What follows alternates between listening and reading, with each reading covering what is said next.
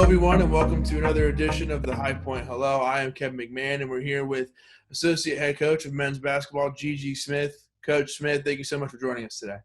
Well, thanks for having me. So, Coach, as we get started here, we want to talk about, the men's basketball team as a whole last year and what there is to look forward to this year. But first of all, we are in the quarantine time. How have you been? How are you and your family, and what have you been doing during that time? Well, it definitely is a weird time. As for myself, I spent a lot of time with the family. For us to have two kids that are 9 and 6 and doing a lot of social distancing, and then I do some distance learning with them to finish off the school year, which is a very fun process. Trying to learn fractions and everything all over again.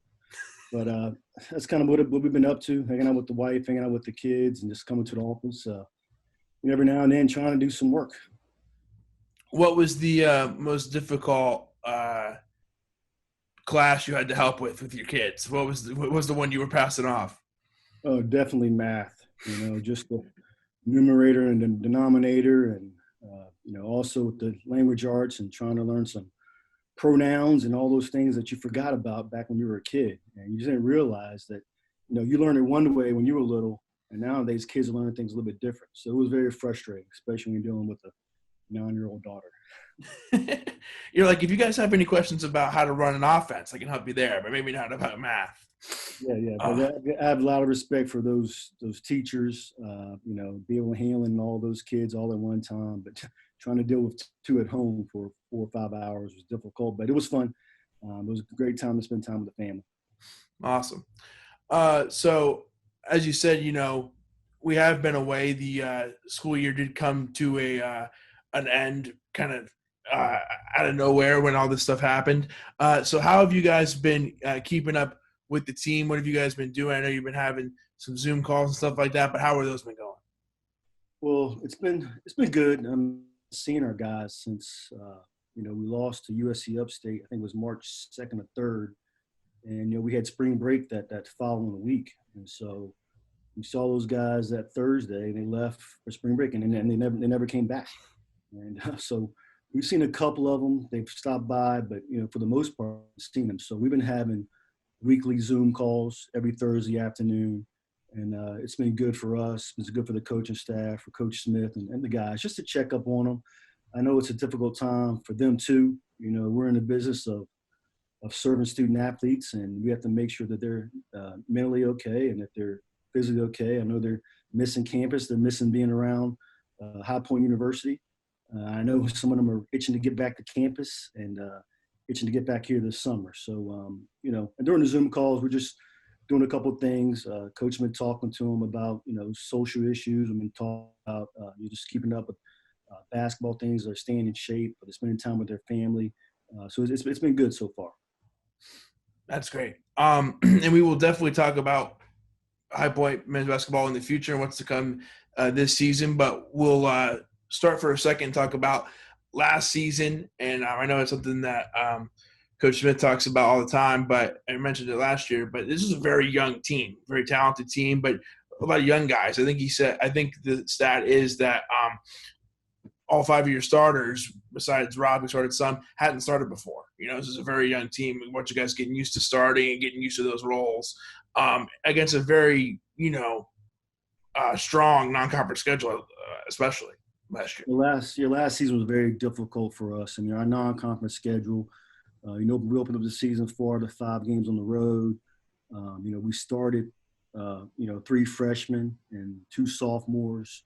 So it was a big learning experience. We kind of just threw those guys out there into the fire early, and we improved late in the season.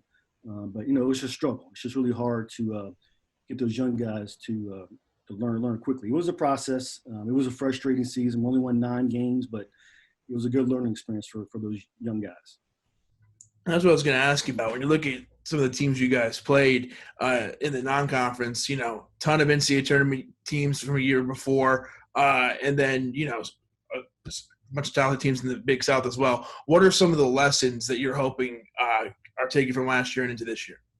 The biggest thing for our freshmen to sophomores, the John Michael Wrights and Brian Randemans and Eric Coleman, Emmanuel Zunabor. Just the intensity level at this level, playing college basketball, how hard you have to play every day in practice at first, which leads to games. And, you know, they struggled there for the start of the season, but as the season progresses, you saw some development. Guys started to compete harder in practice. They took traveling seriously. We went to St. Louis, up to Boston, went to Texas, and so they understand that taking care of your body, taking care of your classes, being mentally ready to go every single week is a big deal, and hopefully that will carry over into this season. Coach, I'm sure you get this a lot. People, as soon as one season ends, everybody wants to know what your schedule is next year. Who are you playing? That will be released sooner than later. But we do know a couple of those games when the Legend Classic was released. And just wanted to ask you about that and kind of how excited you are to get into that. What has been released is there are 2 road games, one against Southern California, one against UConn, and then there will be a sub-regional that features Eastern Washington, Monmouth, and Liberty. Yes, we were part of the Legends Classic this year. The 4 big schools were USC, UConn, Notre Dame, and Vanderbilt. And, so we're playing at UConn, and then we're also playing at USC. And then we come back, and then we have a chance to host 3 teams, Liberty, Eastern Washington, and Monmouth. And, we'll play 2 of those 3 teams here on our home court. We're really excited about it. It's a big deal playing in Legends Classic and having that notoriety and publicity. So we're ready. Looking forward to it. And that's sub-regional. You said we get 2 of those teams. You played Eastern Washington, the Gotham Classic last year as part of the Gotham Classic. But Eastern Washington, Monmouth, Liberty, those are all, very talented teams in that mid-major tier. Well, Eastern Washington won their league last year. Liberty won their league last year. Monmouth is going to be a much improved team coming out of the MAC up in the Northeast. So it's going to be really competitive. And, for a team in the Big South to host a sub-regional is a big deal. And we have to be ready to, show those guys a good showing. Absolutely. So, Coach, tell us a little bit about some of the new recruits that are coming in. You guys have been working very hard to, get a bunch of guys in. I know during this time, on Twitter and on our website, there seem to be new Panthers joining, every couple of weeks. So you have a great class coming in, a lot of excitement around some of those guys, or on all those guys. Yeah, well, like last year, we have a big freshman class coming in. We have 5 guys coming in. Starting off in the fall, we signed Emil Flowers, who's from right down the road down here in Greensboro, played at Grimsley High School, 6'4", 6'5" guard, versatile player. We also signed the kid Jaden House from out in Richmond, Virginia, another 6'4" scoring guard. We have Alex Holt, 6'8", big power forward, coming right from down the road in Lexington, North Carolina. Alex was, the leading rebounder in the state of North Carolina this year and was the 5th leading rebounder in the country. We also have Bryson Childress, a 5'10" point guard that played at Hargrave Academy, who can really shoot the ball. And then we also have big Zach Austin from Wright and Winston, about 6'7", 6'8", inside-out player, can step out and shoot the 3, can also play inside. We also have a couple walk-ons, preferred walk-ons that are going to be part of the program also. But, like I said, we have a good, talented sophomore class. We have a good freshman class coming in. It's only going to make a stronger, more deeper team. And so we're looking forward to it. I'm going to ask a question about a guy in particular because we just put up his get to know with Darren. But Alex Halt, he's a guy who averages 17 rebounds. He's kind of a throwback, right? Are you excited to work with a guy like that? Well, Coach Smith is really excited because he is a throwback, back to the basket player, great hands, soft hands, big body, can really rebound, take up some space. With a guy like that, he's also a pretty good free throw shooter too. So he's going to get a lot of touches in the paint and get to the free throw line. So we're really excited about him. For somebody who has a knack to just get, you just don't get 17 rebounds. You really have to go get it and have an effort and block out. And it's a skill. It's a skill to go get rebounds like that. So we're excited for that because we also weren't the greatest rebounding team last year as opposed to, Coach Tubby Smith's teams have been in the past. So his his rebound and expertise is going to be needed this upcoming season. Absolutely, especially when you can, lengthen an offensive possession by getting a couple rebounds. So that always helps.